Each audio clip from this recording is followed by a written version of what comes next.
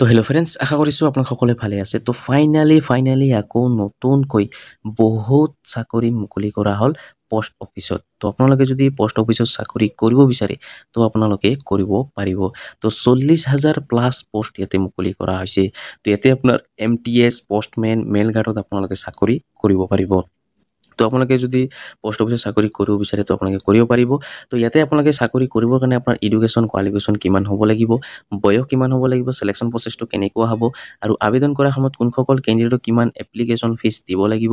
তো আজিৰ এইটো ভিডিঅ'ত মই আপোনালোকক A to Z জনাই দিম। তো ভিডিঅ'টো অলপো স্কিপ নকৰাকৈ প্ৰথমৰ পৰা শেষলৈ চাই থাকিব।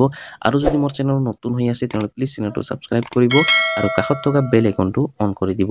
আৰু এইটো ভিডিঅ' আপোনাৰ বন্ধু বান্ধৱীসকলৰ ওচৰত হোৱাটছআপত, ফেচবুকত যিমান পাৰে আপোনালোকে শ্বেয়াৰ কৰি দিব, যাতে সকলোৱে এই ভিডিঅ'টো চাই পোষ্ট অফিচৰ চাকৰিৰ বিষয়ে জানিব পাৰে বা এপ্লাই কৰি ল'ব পাৰে।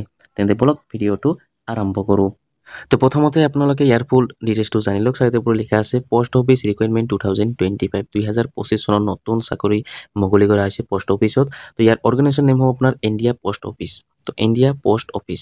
তো আপোনালোকে যদি পোষ্ট অফিচত চাকৰি কৰিব বিচাৰে তো আপোনালোকে কৰিব পাৰিব। আৰু কি পোষ্ট মুকলি কৰা হৈছে তো চাইডত আপোনালোকে MTSত মাল্টি টাস্কিং ষ্টাফত পোষ্ট মুকলি কৰা হৈছে, পষ্টমেনত চাকৰি মুকলি কৰা হৈছে, মেইল গাৰ্ডত চাকৰি মুকলি কৰা হৈছে, PA আৰু SAত কিন্তু চাকৰি মুকলি কৰা হৈছে। তো আপোনালোকে কোনটো চাকৰি কৰিব বিচাৰে সেইটোতে আপোনালোকে কৰিব পাৰিব। আৰু টোটেল পোষ্ট চাকৰিত আপোনালোকে 48,500 ইয়াতে পোষ্ট মুকলি কৰা হৈছে। তো বহুত চাকৰি মুকলি কৰা হৈছে।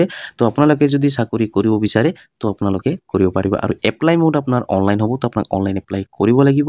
আৰু ইয়াতে অল ইণ্ডিয়া কেণ্ডিডেটে কিন্তু ইয়াতে এপ্লাই কৰিব পাৰিব সকলো ডিষ্ট্ৰিক্টৰ পৰা। তো ইণ্ডিয়াৰ সকলো ডিষ্ট্ৰিক্টৰ পৰা কৰিব পাৰিব, মেল ফিমেল দুটাই। তো ল'ৰা ছোৱালী দুটাই কিন্তু আবেদন কৰিব পাৰিব। তো আপোনালোকে নিশ্চয় গম পালে। তো ইয়াৰ পিছত চাগিতে আপোনালোকে পোষ্ট অফিচ ৰিকুৱাৰমেণ্ট 2025 চেলাৰী। তো চেলাৰী চাগিতে আপোনালোকে 18,000ৰ পৰা লৈ 81,000 লৈকে পাৰ মান্থ চেলাৰী লাভ কৰিব। চেলাৰী কিন্তু আপোনাৰ ইয়াতে যথেষ্ট লাভ কৰিব। তো 18,000ৰ পৰা লৈ 81,000 লৈকে কিন্তু পাৰ মান্থ চেলাৰী লাভ কৰিব। আৰু এই চাকৰিটো কৰিবৰ কাৰণে আপোনাৰ বয়স কিমান হ'ব লাগিব তো চাগিতে দিয়া হৈছে মিনিমাম বয়স চাগিতে আপোনালোকে 18 ইয়াৰ্ছ হ'ব লাগিব আৰু মেক্সিমাম বয়স হ'ব লাগিব 40 ইয়াৰ্ছ। তো 18 বছৰৰ পৰা 40 বছৰ বয়সৰ ভিতৰত হ'ব লাগিব, তেতিয়াহে আপোনালোকে আবেদন কৰিব পাৰিব। লগতে ইয়াতে এজ ৰিলেকশ্যন লাভ কৰিব। যিসকল SC ST OBC হয় তো সেইসকল কিন্তু ইয়াতে এজ ৰিলেকশ্যনো লাভ কৰিব।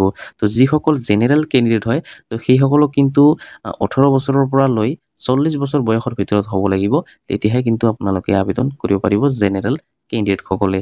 তো আপোনালোকে নিশ্চয় গম পালে বয়স কিমান হ'ব লাগিব। ইয়াৰ পিছত চাগিতে আপোনালোকে এপ্লিকেশ্যন ফি। তো যেতিয়া আপোনালোকে আবেদন কৰিব তো আবেদন কৰাৰ সময়ত কোনসকল কেণ্ডিডেটক কিমান এপ্লিকেশ্যন ফিজ দিব লাগিব তো চাগিতে আপোনালোকে জেনেৰেল আৰু OBC কিনসকলক 100 টকাকৈ পে'মেণ্ট কৰিব লাগিব। আৰু ইয়াৰ বাহিৰে SC ST PW কিনসকলক কিন্তু ইয়াতে 1 টকা দিব নালাগে, ফ্ৰী অফ কষ্ট আপোনালোকে কিন্তু এপ্লাই কৰিব পাৰিব। তো যিসকল জেনেৰেল আৰু OBC হয় তো সেইসকলক কিন্তু 100 টকাকৈ পে'মেণ্ট কৰিব লাগিব। তো পে'মেণ্ট মোড কিন্তু আপোনাৰ অনলাইন হ'ব।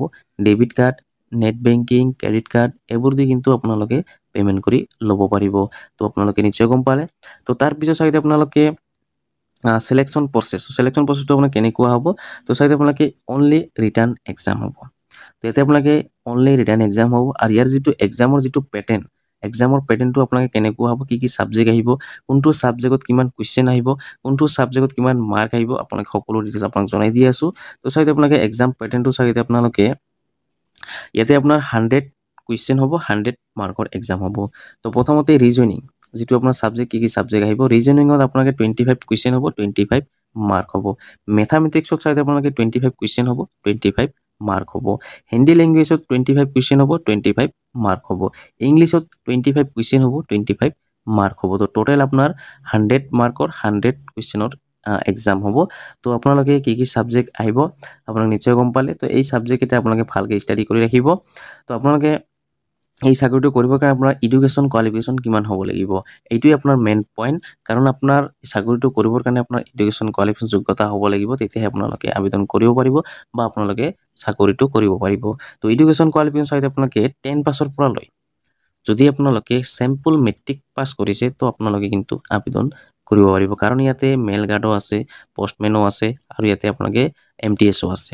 তো সেইকাৰণে আপোনালোকে যদি চেম্পল মেট্ৰিক পাছ কৰিছে তো আপোনালোকে আবেদন কৰিব পাৰিব 10 পাছৰ পৰা লৈ হাই ছেকেণ্ডাৰী গ্ৰেজুৱেট সকলোৱে কিন্তু আবেদন কৰিব পাৰিব তো আপোনালোকে দেৰি নকৰিব সোনকালে আপোনালোকে আবেদন কৰি লৈ ল'ব তো 10 পাছৰ পৰা লৈ হাই ছেকেণ্ডাৰী গ্ৰেজুৱেট সকলোৱে আবেদন কৰিব পাৰিব তো আপোনালোকে নিশ্চয় গম পালে এডুকেশ্যন কোৱালিফিকেশ্যন কিমান হ'ব লাগিব তো ইয়াৰ লগত আপোনালোকে কিছুমান ইম্পৰ্টেণ্ট ডকুমেণ্টছৰ প্ৰয়োজন হ'ব তো কি ডকুমেণ্টছৰ প্ৰয়োজন হ'ব তো চাগে আপোনালোকে প্ৰথমতে পাছপোৰ্ট সাইজ ফটো লাগিব ইয়াৰ পিছত আপোনাৰ সিগনেচাৰটো লাগিব ইয়াতে আপোনাৰ আধাৰ কাৰ্ডখন লাগিব আৰু এডুকেশ্যনৰ সকলো সাৰ্টিফিকেটটো লাগিব যদি আপোনালোকে জেনেৰেল কাষ্টৰ বাহিৰী হয় তো কাষ্ট সাৰ্টিফিকেটখন প্ৰয়োজন হ'ব যদি জেনেৰেল ক্যান্ডিডেট হয় তো সেইসকল কিন্তু কাষ্ট সাৰ্টিফিকেটৰ প্ৰয়োজন নাই তাৰ পিছত আপোনালোকে এজ প্ৰুফ হিচাপে কিন্তু আপোনাক এটা সাৰ্টিফিকেট দিব লাগিব তো এজ প্ৰুফ হিচাপে আপোনালোকে আপোনাৰ যেটো বাৰ্থ সাৰ্টিফিকেট সেইটো দিব পাৰে বা এডমিট কাৰ্ডখন আপোনালোকে দিব পাৰে তো এজ প্ৰুফ হিচাপে আপোনাক এটা সাৰ্টিফিকেট দি দিব তো আপোনালোকে নিশ্চয় গম পালে ইম্পৰ্টেণ্ট ডকুমেণ্টছ কি লাগিব তাৰ পিছত চাই আপোনালোকে হাউ টু এপ্লাইৰ বিষয়ে আপোনাক ইয়াতে জনাই দিয়া হৈছে কেনেকৈ এপ্লাই কৰিব লাগিব কেনেকৈ কি কৰিব লাগিব ইয়াতে আপোনাক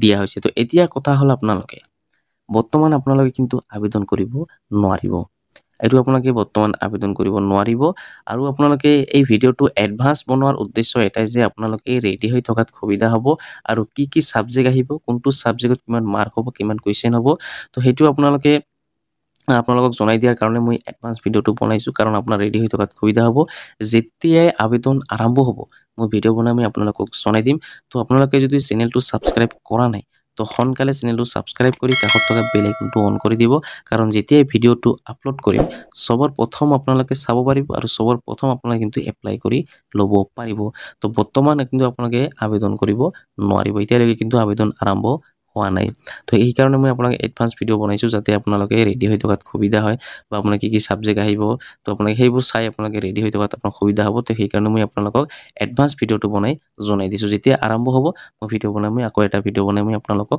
জনাই দিম আপোনাক কোনো টেনশ্যন কৰিব নালাগে তো আপোনালোকে নিশ্চয় গম পালে তো আপোনালোকে বৰ্তমান আবেদন কৰিব নোৱাৰিব তো আজিৰ ভিডিঅ'ত ইমানেই আশা কৰিছোঁ ভিডিঅ'টো ভাল লাগিছে যদি ভিডিঅ'টো ভাল লাগি থাকে তেনেহ'লে লাইক কৰিব আৰু যদি মোৰ চেনেলত নতুন হৈ আছে তেনেহ'লে প্লিজ চেনেলটো সাবস্ক্ৰাইব কৰিব আৰু কাষত থকা বেল আইকনটো অন কৰি দিব আৰু এইটো ভিডিঅ' আপোনাৰ বন্ধু বান্ধৱীসকলৰ ওচৰত হোৱাটছআপত ফেচবুকত যিমান পাৰে আপোনালোকে শ্বেয়াৰ কৰি দিব যাতে সকলোৱে এই ভিডিঅ'টো চাই পোষ্ট অফিচৰ চাকৰিৰ বিষয়ে জানিব পাৰে বা এপ্লাই কৰি ল'ব পাৰে ধন্যবাদ